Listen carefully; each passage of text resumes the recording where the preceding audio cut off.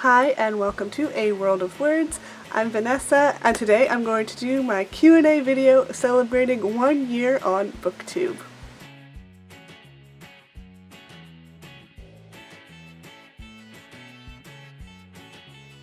So exactly 1 year ago today, I posted my first video on this channel, and a couple of weeks ago I had a little announcement asking you to please ask me questions so I could do a little Q&A in honor of my 1 year anniversary. And so today I'm going to be answering those questions. Yazin20 asked a couple questions. First one is, what is your favorite book series? And for that, I hate to answer this because I have so many favorites that I feel like I would need to make a whole my top all-time favorite series video to include everyone, but if I had to choose, I think I would have to say it's a three-way tie between Harry Potter by J.K. Rowling, The Mediator by Meg Cabot, and of course The Mortal Instruments and Infernal Devices by Cassandra Clare. I also really want to mention Vampire Academy and The Lunar Chronicles, but then I'm just getting into like all of my favorites, and that's just gonna go on forever. Yaz's next question is, have you read the A Court of Mist and Fury series by Sarah J. Maas? Yes, I have, and I hope this answer is not going to get super rambly, since I'm sure you also want to know what I thought of it. I love Sarah J. Maas's writing. I really love the Throne of Glass series. I'm currently reading Empire of Storms and I just love it so much.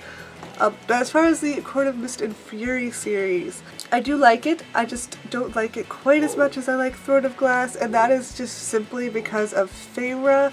I love Selena much more as the main character than I love Feyre. Also, Throne of Glass is multiple point of view, and I absolutely love multiple point of view. It was one of my favorite things to read. For Court of Mist and Fury, I actually spoiled myself on purpose, so I don't think I enjoyed the ending as much as I would have. I spoiled myself on purpose because I was having a little bit of trouble getting through the beginning of Court of Mist and Fury, simply because of Feyre's post-traumatic stress disorder.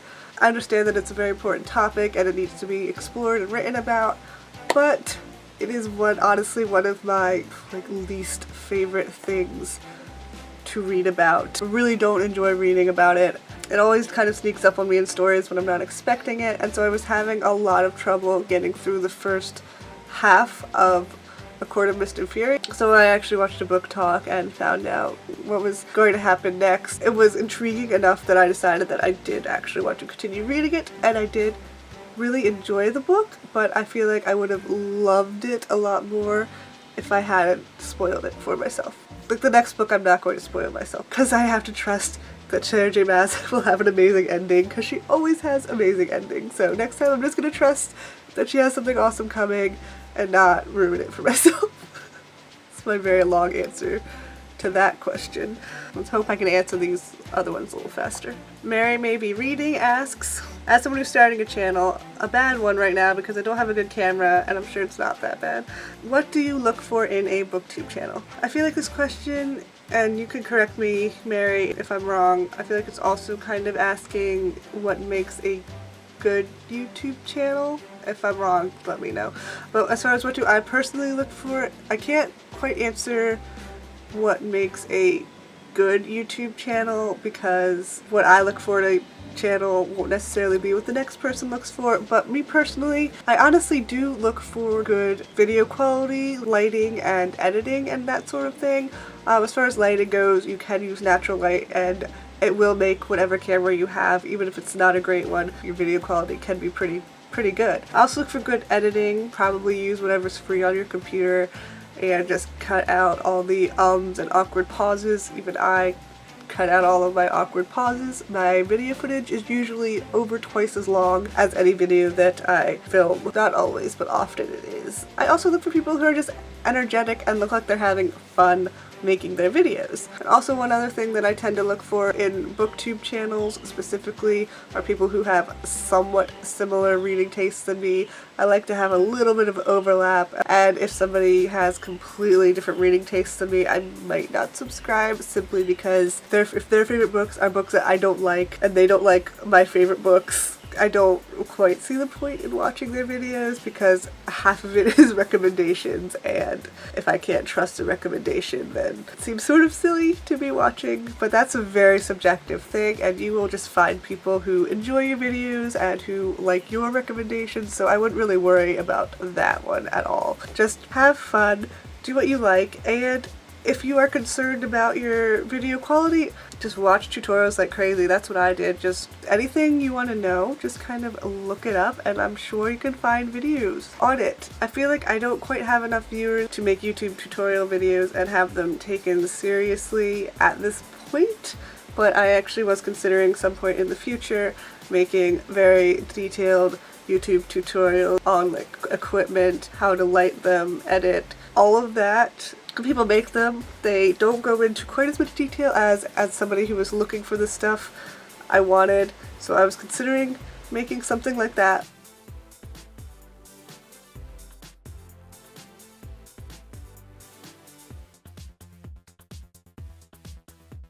Once I had a little bit more viewers, because I want people to be able to actually, find my video. But if somebody watching is actually interested in that sort of tutorial and can't seem to find one, comment down below and I will actually make it if people want it and want my advice.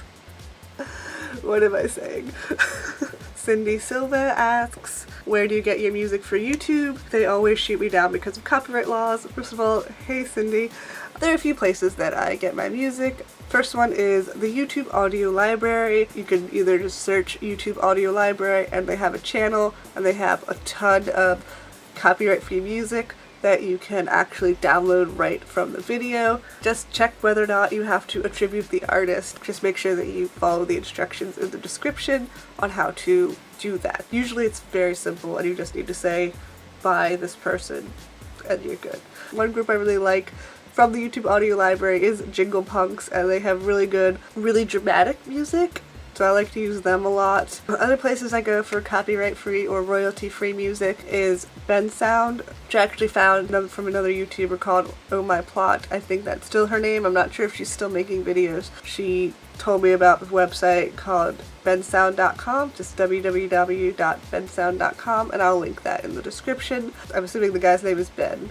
He makes all sorts of music that's free for you to use, so you can just go to that website and download those tracks and just, put the website in the description of your videos. Another place that has really, really good music is No Copyright Sounds. They have a YouTube channel as well. The only thing you need to worry about with them is I think you have to go to their actual website to download the music, but you need to make sure that you attribute the artists in there, follow their specific instructions. In the YouTube videos that you want for No Copyright Sounds, you have to basically copy all of this information about the artists and all of their links and put it in the description of your video when you want to use those songs, just so that people know where you got the music and how to look up the artists, essentially. They do have really cool music and I have used it in some of my videos, but just be aware that you have to follow all of their instructions on using their songs. So I'll put No Copyright Sounds, maybe their YouTube channel, in the description as well. And there's a final way that I get music, and that is to simply compose it myself. I know this is a really long answer for that, but I have so many different places that I get my music from.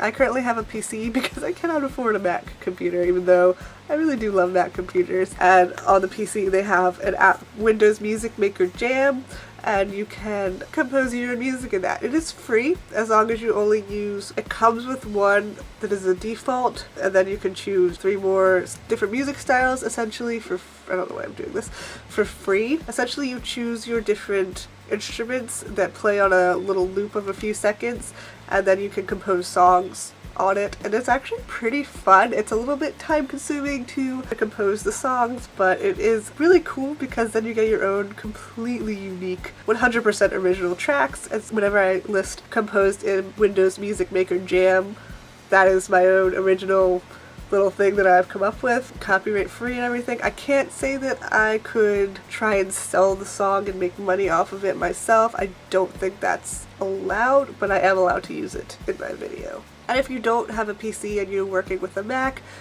You probably have heard of GarageBand, which is what I was originally looking for because I had used that in college. It is essentially the same thing where you can kind of click on the drums, click on the guitar, make your own original music, and I think GarageBand you could actually do a bit more with. So if you have a Mac, GarageBand is pretty cool. So that is my long answer for where you can get music. As far as what I use to edit videos, I use Adobe Premiere Elements. This is Adobe Premiere Elements 11. I'm actually using 14 right now, but I looked and I don't know what to do with the box. It is a full software, you buy it once and then you own it, and you can use it for up to 2 computers, I believe. It can be used for Mac or PC.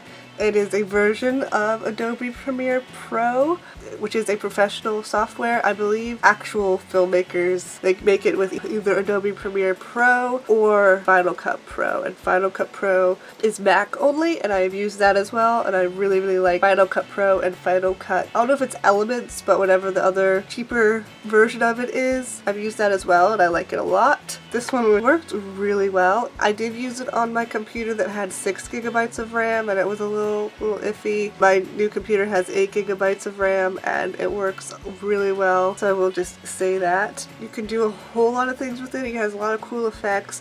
This costs about $80, and I think I was lucky when I went to upgrade and buy the Elements 14 version. It was on sale for $70. Kind of pricey, but you need a good editing software and you don't have a Mac, because I think for Macs you can use iMovie, and I think I've heard decent things about iMovie. I think you could do a lot more than that than with Windows Movie Maker, so if you can use that and be for free, that's an option. I've never used it though, so I can't say really anything about it, but this is what I use and I really like it. She also asked, what do you have planned for your second year? Do I have any goals? I don't have any super concrete plans. I want to do a few more different skit videos because I find them a lot of fun. So I want to do more of my Book Characters Review Books series, since that's a lot of fun, and just other sort of fun, silly videos. So I actually just finished filming my video, and I actually forgot to mention this in my answer, that I wanted my content to be a little bit more consistent, in that I won't go too long without having a book review writing video. I want to make it fairly consistent so that everyone would get the kind of content that they actually are coming to my channel for on a regular basis, so that it wouldn't just be so random, because I feel like right now it's actually really random. That was another one of my goals, to just make it a little bit more consistent so that it won't go too many weeks without you essentially getting a video that you are really interested in. And then her next question is, would you start a book tag? And I actually have created a couple book tags. I actually created them, I think, around the time I started my channel. I just never filmed them. One of them has to do with just fantasy and stuff like that. Fantasy creatures, fantasy worlds. I just forgot about it and never filmed it. And the other one had to do with the Avengers. It wasn't the Avengers book tag, because I know that exists. I created a different sort of tag based off of the Avengers. I was going to put that out when some Marvel movie was coming out, but I just didn't do it in time. So now I'm going to wait until another big Marvel movie comes out, and then I will do my Avengers tag that I created. So yeah, I really should film that fantasy related tag though. And I always feel like I can come up with fun tag ideas, but I just get too distracted by doing book reviews and writing videos and all the other things that I forget to do my own original tags. So yes I do. Or yes I will. And Vanessa from Paper Fairy asks, which book characters would you choose to be your best friends in real life? Thank you, Vanessa, for this question. It is super fun. At first when I read it, I thought it was which character, so I thought I could only choose one, but it says characters, so now I can choose many.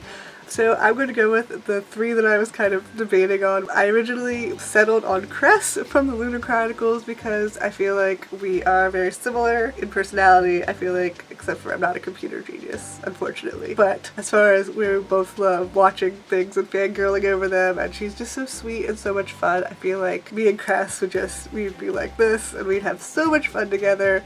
I also think I really want to hang out with Emma Carstairs because she's so funny, and Isabel Lightwood from the Shadowhunters Chronicles. I feel like those two I would have so much fun with, and so I think the four of us would just have a lot of fun hanging out. I feel like Gwen and Leslie from the Ruby Red trilogy would also be really fun, and would also, I feel like I would get along with them really, really well. Alright, so that is it for this Q&A video. Thank you so much to everybody who asked questions, and again, thank you so much to anyone who just watched the video in general. I think I also mentioned in my announcement video for this Q&A that I was close to 100 subscribers, and I've actually passed 100 subscribers since that announcement, so I did the 50 facts about me tag to celebrate that. Is it a tag or just a video? Whatever it is, I did the 50 facts thing. So that video will be up on Monday, September 19th, so you can look forward to that. Yeah, so that has a whole bunch more random facts about myself, which hopefully are entertaining. Thank you so much for watching this video. Please like it if you enjoyed it, and I upload new videos on Mondays and every other Friday, so please subscribe if you want to see more of my videos, and as always, have a wonderful day. Bye!